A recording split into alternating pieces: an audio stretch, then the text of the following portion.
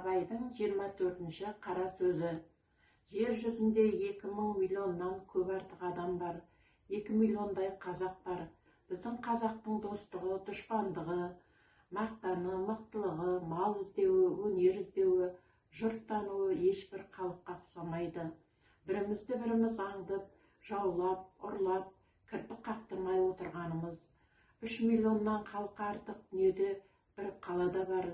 Дүниенің бас аяғын 3 айналып көрген кісі толып жатыр. Өстіп жер жүзіндегі жұрттың қоры болып, бірімізді біріміз аңдып өтеміз бе? Жоқ. Қазақ ортасында да ұрлық, өтірік, өсек, қастық қылып, өнерді, малды түзден, бөтен жақтан түзу жолмен іздеп, өрістерлік күн болар ма екен? Әй, не болсын? 100 қараға 200 кісі соғын қадап жүр ғой, бірін бірі құртпай құрмай тыныш табана.